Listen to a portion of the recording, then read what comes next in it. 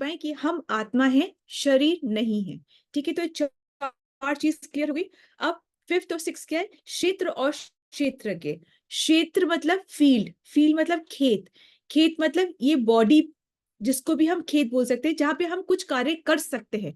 जैसे किसान जो होता है, वो उसको खेत चाहिए कि वो बीज बोएगा और बीज से फिर वो फसल काटेगा। इसी प्रकार से आत्मा को चाहिए एक शरीर, एक फील्ड, एक खेत, जहां पे वो अपने कर्म करेगा और फिर कर्म के रिएक्शंस को लेगा या भगवत धाम को ही चला जाएगा। पर आत्मा को चाहिए, वो जगह चाहिए जिससे कि वो कर्म कर सके। तो ये जगह चाहिए, इसलिए तो बॉडी को जाना, क्षेत्र को सबसे पहले भगवान क्षेत्र के बारे में बताते हैं। तो क्षेत्र को जाना बहुत जरूरी है। क्यों इतना जरूरी है क्षेत्र को जाना? जिससे कि हम क्षेत्र को जान करके ये समझ पाए कि इस क्षेत्र से हमें करना क्या है, बीज बोने कैसे है, जिससे फसल कटेगी कैसी, वो हमको जानना बहुत जरूरी है। अब नहीं जानेंगे तो हम इस बॉडी को किसी भी यूज में ले लेंगे।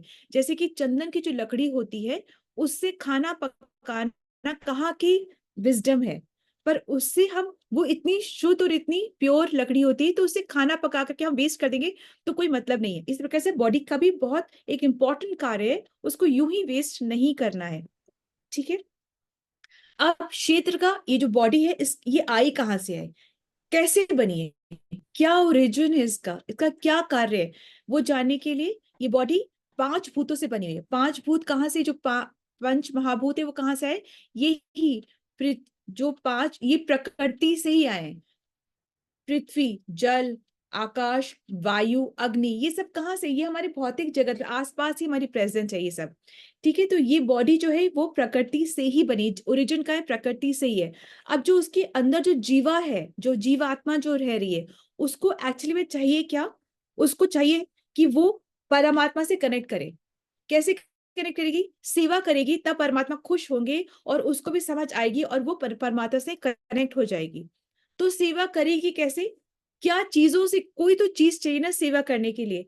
तो सेवा करने के लिए दो चीज चाहिए। क्या दो चीज चाहिए? एक तो सर्विस एटीट्यूड होना चाहिए, हमारा एटीट्यूड सर्व करने का होना चाहिए, खुद एंजॉय करने का नहीं होना चाहिए, सर्व करने का एटीट्यूड होना चाहिए, पहली बात। और फिर किससे सेवा करेगी?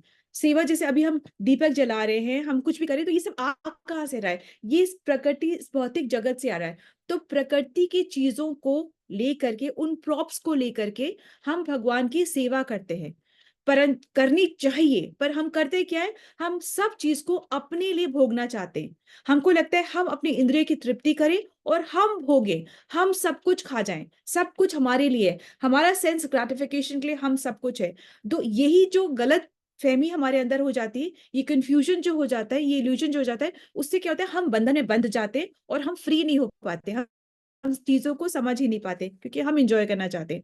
अब अगर ना ये उंगली, फिर से वही वाले एग्जाम्पल से आपको समझ में मतलब हम समझते हैं कि ये जो उंगली है, ये अगर खुद से एंजॉय करना चाहती है, इससे हट करके, हाथ से हट करके खुद से एंजॉय करना चाहती है, तो ठीक है, एक दिन वो एंजॉय कर लेगी, नाच लेगी, इधर उधर घूम लेगी, उसको खाना भी जो है उसके अंदर एनर्जी, उससे वो जिंदा भी रह लेगी। परंतु इससे उसको कंप्लीट तृप्ति, सेटिस्फैक्शन नहीं होगी। ये जब उंगली इस हाथ से मिलती है तभी इसको पोषण भी मिलता है, सेटिस्फैक्शन मिलता है, और इसका जीवित भी रहती है, ये जीवित भी रहती है और चलती भी रहती है। उसी प्रकार से जब मतलब और इसको पोषण कैसे मिलता है? इस हाथ से जब जुड़ती है तब पोषण मिलता है। इस हाथ को पोषण कैसे मिल रहा है? जब हम अपने मुंह के अंदर खाना डालेंगे, खाना पेट में जाएगा और पेट से एनर्जी सब जगह ट्रांसफर होती है, यही सिस्टम है। इसी प्रकार से जब हम जीवात्मा जो है वो परमात्मा से मिलती है, वन सेकेंड, जब हम मुंह में खाना डालते हैं, पेट में जाता है, तब इसको क्या मिलता है? इसको पोषण मिलता है। उसी प्रकार से हमारा जो मुंह हो गया वो गुरु है। सोचो, मुंह जो है गया वो गुरु है। गुरु के थ्रू हम पोषण देते हैं, बेली में मतलब पेट में खाना डालते हैं। ठीक है, तो बेली क्या हो गई? कृष्णा। तो गुरु के थ्रू कृष्णा को हम पूछते हैं, भजते हैं या खाना देते हैं। तो हाथ में, ये उंगली में, या बोलो जीवात्मा में अपने आप पोषण आता है। ठीक है, हमने गुरु के द्वारा कृष्ण को प्रसन्न किया, तो जीवात्मा भी पोषित हो गई। Is it okay? तो गुरु को हम सोचे एलिमिनेट कर दें, तो हम एलिमिनेट नहीं कर सकते। हमको खाना पेट में डालने के लिए कोई तो जगह चाहिए, हमको कृष्ण को जानने के लिए, समझने के लिए कोई तो मीडियम चाहिए। बिना उस मीडियम के हम कैसे करेंगे? हम सोचेंगे हट जाओ सब बीच में से, हम सीधे कृष्ण को भजेंगे। कैसे भजोगे? कैसे खाने को पेट में सीधा डालोगे? कोई तो जरिया, कोई तो माध्यम चाहिए। तो गुरु क्या होता है? Guru is the path to Krishna, guru is the way to Krishna. ठीक है, तो खाना मुंह में डालेंगे, पेट में जाएगा और फिर एनर्जी आएगी। गुरु के द्वारा कृष्ण को प्रसन्न करेंगे तो जीवात्मा तृप्त हो जाएगी, उसका उद्धार हो जाएगा। ओके, आगे क्षेत्र। क्षेत्र क्या है? जो पहले बोले ना भगवान क्षेत्र के बारे में, तो क्षेत्र क्या है और क्षेत्रज्ञ क्या है? क्षेत्र दो है। दो क्या है? एक क्या है? स्थूल शरीर है और एक सूक्ष्म शरीर है। और क्षेत्रज्ञ क्या है? वो भी दो है, एक आत्मा है और एक परमात्मा है। ठीक है, ये सब दो दो करके दोनों चीजें हैं। अब डिफरेंस क्या है? फिर डिफरेंस ये है कि जो शरीर है, जो क्षेत्र है, वो बदलता रहता है। वो एक जगह पर, मतलब अगर मैं यहाँ हूं तो मैं बॉस्टन में नहीं हो सकती हूँ, मैं यहीं पर ही हूँ। ठीक है, तो शरीर एक ही जगह हो सकता है, हर जगह नहीं हो सकता। मेरी लिमिट, शरीर की लिमिटेड नॉलेज होती है। और तो डिफरेंस होता है शरीर में, क्षेत्र में और क्षेत्रज्ञ में। क्षेत्रज्ञ क्या है? क्षेत्रज्ञ इटर्नल है, शरीर तो खत्म हो जाएगा, क्षेत्रज्ञ इटर्नल है। क्षेत्रज्ञ क्या है? दो बताए ना क्षेत्रज्ञ, एक कंट्रोलर भी है और एक ओनर भी है। कंट्रोलर कौन है? परमात्मा। और ओनर कौन है? आत्मा। ठीक है, सो इस तरीके से हम आगे बढ़ेंगे। अब कोई भी चीज की ये हम कैसे मान ले कि आप बोल रहे हो हम समझ ले, क्यों समझे हम? तो किसी भी चीज की पुष्टि करनी हो या किसी भी चीज की सच्चाई को मानना हो, जानना हो, समझना हो, तो हम सिर्फ तीन मीडियम से समझ सकते हैं, गुरु, साधु और शास्त्र। जो गुरु बोल रहे हैं, क्या वो शास्त्र में भी लिखा हुआ है? और जो शास्त्र में लिखा, क्या वो सारे साधुजन भी वो बोल रहे हैं? यदि से तो ये मैच करता है तो वो बात सही है और उसमें आप आगे बढ़ो। एटलीस्ट दो चीजों को तो मैच करना ही करना चाहिए, गुरु, साधु और शास्त्र, दो को तो मैच करना ही करना चाहिए। अब ये जो क्षेत्र की बात हो रही है, ये क्षेत्र 24 एलिमेंट से बना है, 24 एलिमेंट से बनाना है, बना हुआ है। इसको क्यों समझना है? इसको समझना इसलिए जरूरी है क्योंकि जब हम बॉडी को बिल्कुल ऐसे भाग करके समझेंगे, मतलब हिस्सों में समझेंगे, तो हमें बॉडी पूरी समझ में आएगी। फिर इसका यूज क्या करना है वो समझ में आएगा। और फिर इस बॉडी से हमें हमारा जो उद्देश्य है इस जीवन का, वो कैसे अचीव करना है वो समझ में आएगा। तो ये बॉडी किससे बनी है? बॉडी 5 महाभूतों से बनी है। ठीक है, पृथ्वी, जल, आकाश, वायु और अग्नि, इनसे बनी हुई है। ये 5 हो गए। फिर आगे क्या है? फिर आगे 5 ज्ञानेंद्रियां से बनी है। ये ज्ञान इंद्रियों से बनी। ज्ञान इंद्रिय क्या है? आंख, कान, नाक, जीवा और ये त्वचा। ये इनसे हम ज्ञान अर्जित करते हैं। ठीक है, फिर 5 कर्मेंद्रिया। कर्मेंद्रिया मतलब हम एक्शन करते हैं, हम कार्य करते हैं। हमारे सब कुछ हमें सीखना ऐसे जरूरी, बिकॉज यही चीजें या तो हमें बंधन का कारण में हमको बार बार वापस वापस लाती रहेंगी, या फिर हमारा उद्धार कर देंगी। इसलिए ये समझना बहुत जरूरी। तो 5 पहले बताया कि 5 महाभूत है। फिर बताया 5 क्या है? ज्ञानेंद्रिया, ये सब आंख, कान, ये सब ज्ञानेंद्रिया। फिर 5 कर्मेंद्रिय, एक्शन करते हैं। किससे करते हैं? हाथों से करते हैं, पैर से करते हैं, अपने मुंह से हम एक्शन करते हैं। और अपने हम लिंग से, जेनाइटल्स होते हैं उनसे करते हैं, और गुदा, एनस, इन सब से हम सब एक्शन परफॉर्म करते हैं। ठीक है, ये हमारे बंधन या हमारे उद्धार का कारण बनती है। उसके बाद में क्या है? सेंस ऑब्जेक्ट्स है। ये जो इंद्रियां हैं उनको कुछ चाहिए, आंखों को देखना चाहिए, देखना है, कानों को सुनना है, जीवा को टेस्ट के लिए कुछ चाहिए, नाक को सूंघने के लिए चाहिए और त्वचा को टच के लिए चाहिए। अब यही है कि हम इसी से अपने कर्म करते हैं। ठीक है, जीवा से कर्म करते हैं, आंख से कर्म करते हैं, सुन के हम कर्म करते हैं, इन सब चीजों से हम कर्म करते हैं। तो ये क्या है? ये सेंस ऑब्जेक्ट्स हैं। सेंस तो ये हो गई, इनको कुछ ऑब्जेक्ट चाहिए, तो ये सेंस ऑब्जेक्ट हो गए। तो कितने हो गए अभी तक? 5 तो महाभूत जिनसे बना है, 5 महाभूत हो गए। 5 ज्ञानेंद्रिया, 10, 5 कर्मेंद्रिया, 15, फिर 5 ये हो गए आपके सेंस ऑब्जेक्ट्स। ठीक है, तो 20 हो गए। अब 3 सटल बॉडी, 3 सटल बॉडी और एक मन। मन को यहाँ पे अलग कर दिया क्योंकि मन बहुत बड़ा सब्जेक्ट है। इसलिए मन को अलग कर दिया। अगर मन को अलग कर दिया तो 3 सटल कौन सी हो गई? 3 सटल कौन सी है?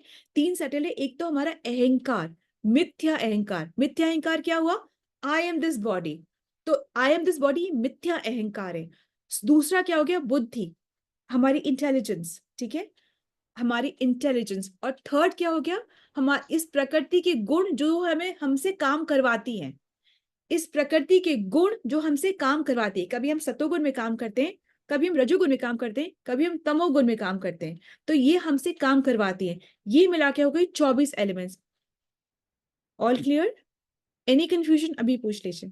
All clear? ये 24 हो गई, इनको जानना जरूरी है। अब क्योंकि बोला मन एक बहुत बड़ा सब्जेक्ट है, तो मन क्यों सब्जेक्ट है? क्योंकि मन की कुछ क्वालिटीज हैं, उन क्वालिटीज को जानना, समझना, उसको कंट्रोल करना जरूरी है।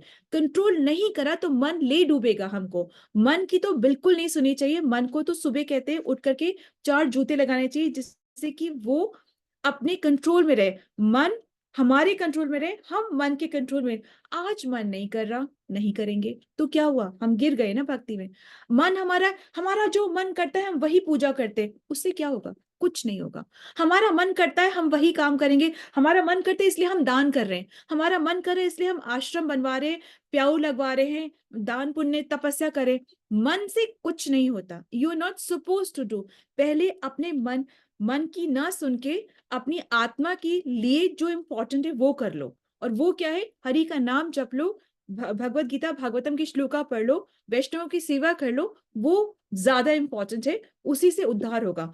मन क्या होता है? हम सेवा करें दूसरे की, हम दान करें, उससे हमारा ईगो सेटिस्फाई होता है। हमने किया, ये बिल्कुल फिजूल बात है, क्योंकि हमारा कुछ है ही नहीं तो हम करेंगे क्या? ठीक है, तो ये बिल्कुल फिजूल बात है, इससे कुछ नहीं होता है। ये सिर्फ एक सत्कर्म है।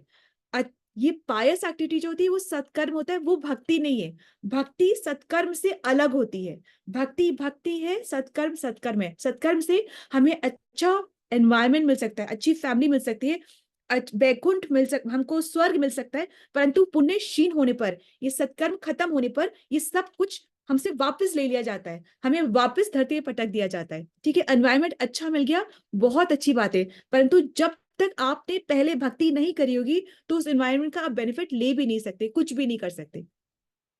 ठीक है, सो अब हम आगे बढ़ते हैं कि इसकी कुछ क्वालिटीज होती हैं। किसकी क्वालिटीज? मन की क्वालिटीज होती है। 4 क्वालिटीज जैसे बहुत इंपॉर्टेंट है, वो है मन की इच्छाएं होती है, डिजायर होती है, मन में ईर्ष्या होती है, मन में सुख होता है और मन में दुख होता है। ये सारे मन में होते हैं, ये सब चीजें। और मन एक्चुअली में क्षेत्र के अंदर ही है, अलग से नहीं घूम रहा होता है, इसके अंदर ही है। इससे हमें बचना है और सत्यता की तरफ चलना है। ठीक है, आगे हम देखेंगे कि जो बॉडी है वो 6 चेंजेस से गुजरती है। 6 चेंजेस क्या है? पहले जन्म लेती है, फिर बढ़ती है, फिर थोड़ी स्टेबलाइज हो जाती है, फिर अपनी फैमिली बढ़ाती, प्रोड्यूस करती, रिप्रोड्यूस करती है, फिर डिके होती है, और फिर डेड मतलब वैनिश हो जाती है। ये 6 चेंजेस हर बॉडी में आते ही आते हैं। कहने का तात्पर्य ये है कि भक्त का मन एकदम अलग होता है। भक्त का मन भक्त को भगवान से जोड़ता है, और अभक्त का मन वो भी अलग होता है। अभक्त का मन भगवान को भुलाने में उसकी मदद करता है। भक्त का मन भगवान को याद दिलाने में मदद करता है, और अभक्त का मन उसको भुलाने में मदद करता है। ठीक है, अब आगे बताते हैं कि ज्ञान को समझने के 20 तरीके होते हैं। ज्ञान को समझने के 20 तरीके होते हैं। उन 20 तरीकों में से एक तरीका सबसे इंपॉर्टेंट है, और वो है अनन्य भक्ति का। यदि से तो हम वो अनन्य भक्ति करते हैं तो बाकी के 19 क्वालिटीज अपने आप डेवलप हो जाती है। वो क्वालिटीज क्या है? तरीके हैं या क्वालिटी से एक ही बात है। वो क्वालिटी हमारे अंदर होगी तो हमें फिर सच्चाई की जो बात है वो समझने में रुचि आएगी। वरना हमें ह्यूमिलिटी सबसे इंपॉर्टेंट है। हम हम्बल होंगे तो अगले को सुनना चाहेंगे, हम हम्बल होंगे नहीं तो हमें सब पता है, हम सब जानते हैं, हम सुनना ही नहीं चाहते, हम नहीं सुनेंगे। तो विनम्रता बहुत इंपॉर्टेंट है भक्ति में। उसके बाद में प्राइडलेसनेस, अपने आप को श्रेष्ठ माना, हम तो ग्रेट हैं, अपने आप को श्रेष्ठ नहीं मानना है, दीन और हम्बल मानना है। थर्ड क्या है? नॉन वायलेंस, अहिंसा। अहिंसा सिर्फ तलवार लेके गोली लेके शूट कर देना अहिंसा नहीं है, वाणी की भी अहिंसा होती है। अपनी वाणी से किसी को दुख पहुंचाना, हर्ट पहुंचाना, वो भी अहिंसा से कम नहीं है, ठीक है। फिर क्या है, टॉलरेंस। टॉलरेंस मतलब अगले को सहने की शक्ति, सहना बहुत जरूरी है। सह करके कर्म कम करते हैं, वरना नहीं सहेंगे, रिटेलिएट करेंगे तो हम अपने कर्म बढ़ा लेते हैं। सहना बहुत जरूरी है। सिंप्लिसिटी, जितना सिंपल रहेंगे उतना वक्त मिलेगा और भक्ति के लिए। अपना मन कॉम्प्लेक्स, हमें सिंप्लिसिटी पसंद नहीं आती, पर जितनी लाइफ सिंपल होगी उतनी लाइफ सुंदर होगी। आचार्य सेवा, ये बहुत जरूरी है। ऐसी क्लेanलीनेस, अंदर की और बाहर की क्लेanलीनेस बहुत जरूरी है। इसी तरीके से सारे दे रखे। स्टेडफास्ट, फास्टनेस मतलब स्थिरता, मतलब उतार चढ़ाव आते रहेंगे, गर्मी सर्दी आती रहेगी, सब कुछ बदलता रहेगा, परंतु हमें दृढ़ होकर के भक्ति करनी है। सेल्फ कंट्रोल, इंद्रियों को रेगुलेट करके रखना है, ठीक है। इसी तरीके से रिनाउंसिएशन, इंद्रियों को कुछ ना कुछ मजे के लिए वस्तु चाहिए। आंखें चाहिए मैं कुछ भी देखूं, हर कुछ, कोई भी गंध देखूं, कुछ भी देखूं। कान चाहेगा मैं गॉसिप सुनूं, पर हमें उससे, उसको त्यागना है, रिनाउंसिएट करना है, उससे अपने आप को बचा करके रखना है, इंद्रियों को बचा के रखना है। फिर absence of false ego. False ego मतलब आई एम दिस बॉडी, ये फॉल्स ईगो है। ईगो अच्छा है, फॉल्स ईगो बहुत खराब है।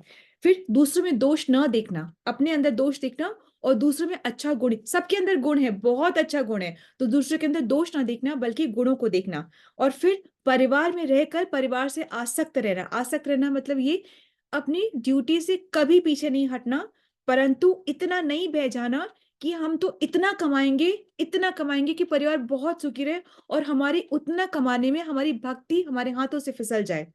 क्योंकि जो हमने नाम कमाया है वही हमारे अकाउंट में जाएगा, परिवार का एक सदस्य नहीं आता है। और परिवार के सदस्य के लिए जो हम पाप करते हैं वो सदस्य नहीं भोगते, वो जिस जो करता है वो वही पाप भोगता है। तो अपना रिस्पॉन्सिबिलिटीज पूरी करनी है, क्योंकि हम गृहस्थ आश्रम में है, रिस्पॉन्सिबिलिटीज पूरी करनी है। और रिस्पॉन्सिबिलिटीज करते वक्त हम बेरुखी होकर रिस्पॉन्सिबिलिटीज नहीं कर सकते। हमें, जब हम सेवा करना चाहते हैं तो प्रेम से ही कर पाएंगे। तो हम जब अपनी रिस्पॉन्सिबिलिटीज को निभाना चाहते हैं तो प्रेम से ही निभाएंगे। यहाँ पर भी अपनी आप रिस्पॉन्सिबिलिटीज जो निभा रहे, कोई को अवार्ड नहीं मिल रहा है, कोई का नाम न्यूज़पेपर में नहीं छप रहा है कि ये लोग तो रोज आ रहे हैं सुबह की क्लास में, कोई हम चर्चा भी नहीं हो रही है, परंतु प्रेम है, तो हम अपनी रिस्पॉन्सिबिलिटीज भी अच्छे से निभा रहे हैं। बस इतनी सी बात है, ठीक है। आगे देखते हैं कि कुछ अच्छी वस्तु मिल जाए या बुरी वस्तु मिल जाए, समभाव में रहना है।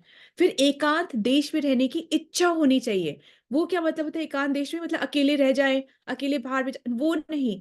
एकांत देश मतलब कि हमें साधु संघ में रुचि होनी चाहिए, और जहाँ पे समुदाय हो, मतलब जहाँ पे नॉर्मल चर्चा हो रही हो, पॉलिटिक्स में, खेल कूद की, कोई भी ऐसी चर्चा हो रही है, उससे अपने आप को बचा के रखना है। तो यही अरुचि होनी चाहिए। और ये सब कब आ जाती है, जब एक क्वालिटी आती है, और वो है अनन्य भक्ति की। सो ये एक्चुअली में अभी तक का सार है। अब कल से आप इसको ऋतु माता जी और श्वेता माता जी, इस आप लोग सब लीडर्स होंगे और लीड करेंगे। कल से एक हफ्ते के लिए I will not be available, though I will attend the class, but I will not be able to interrupt और से एनीथिंग। सो आप लोग क्लास करेंगे और वहां से take it forward from there, and when I come back then I again, मैं वहां से रिज्यूम करूंगी। 13.13 से हम रिज्यूम करेंगे वापस से, ठीक है। अच्छा, एक और बात आज मॉर्निंग में मुझे याद आ, 22 की नरसिम्हा चतुर्दशी है।